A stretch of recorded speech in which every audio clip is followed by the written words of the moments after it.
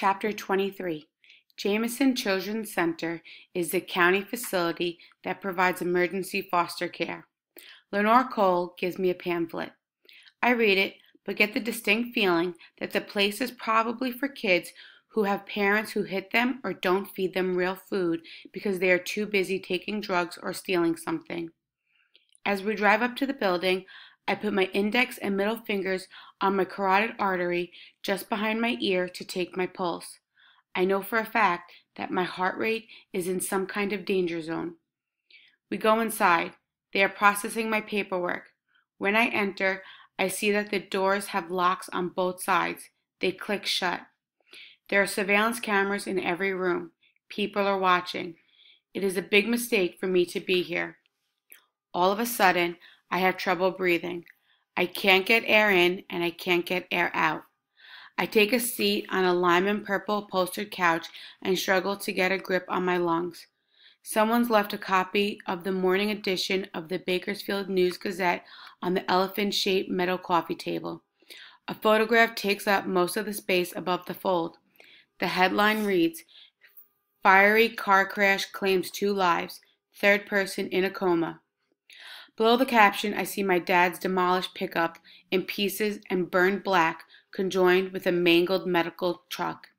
And then everything in my field of vision disappears. I hit my head on the elephant-shaped coffee table when I experience syncope or a transient loss of consciousness, more commonly known as passing out. Yes, I fainted. And when I did, the sharp edge of the pachyderm's trunk sliced right into my glabella. Blood suddenly is everywhere because blows to the head bleed profusely. I'm in and out of consciousness, and the confusion feels good. Suddenly, there are all kinds of announcements being shouted on the PA system. And then I can hear someone say I need stitches since it's a deep cut and it is right between my eyebrows and it will likely scar. I murmur, "My glabella," but the staff doesn't know that the glabella is the name of the space between your eyebrows. I hear someone whisper, "She's asking for Bella." I shut my eyes again. So many things in life are distressing. The brow of the head is formed specifically to guard against these kinds of injuries.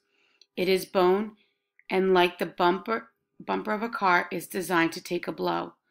So this is a freak accident to faint and then collapse in such a way as to get sliced between the eyes by the surprisingly dangerous trunk of the elephant coffee table. But I did, and now there is blood. My blood. Hemoglobin is iron-containing protein that makes up 97% of every red blood cell's content when dry. But when mixed with water, which is how it courses through the human body, it is only about 35%. Hemoglobin is what binds the oxygen.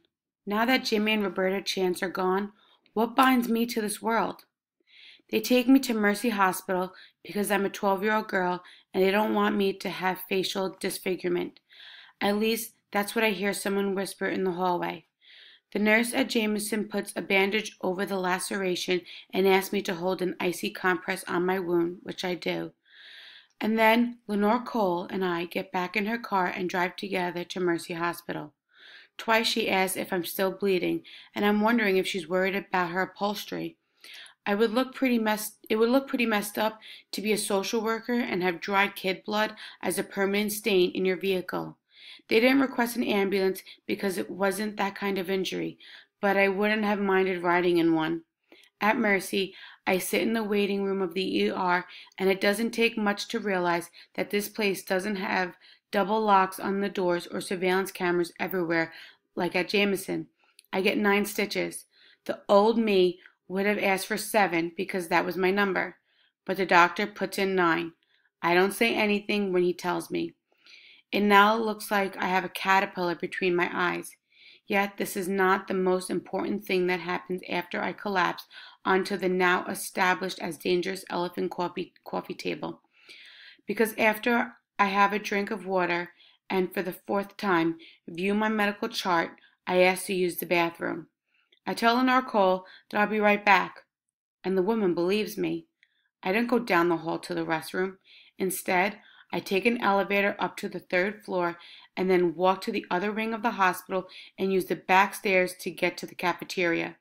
Once I'm there, I ask a grief-stricken woman I know the look, wearing a fuzzy green bathrobe and ski boots, if I can use her cell phone. She doesn't say yes, but she doesn't say no. And after an awkward amount of time where I just stared at her, she handed me her mobile device. I dial the number for Mexicano Taxi and make a special request for Jairo Hernandez. I know his taxi license number and give that to the dispatcher. I say I want to be picked up in front of Century 21 Premier Realty on the corner of Truxton and A Street. That is 1 block from the hospital. When I hand the phone back to the woman in the bathrobe, I notice that she has a hospital band on her wrist. So she's a patient. Before everything in my life changed, I would have sat down to discuss her condition. But now I just say in a voice that sounds automated, "Get some rest, it is crucial to recovery," and I'm gone.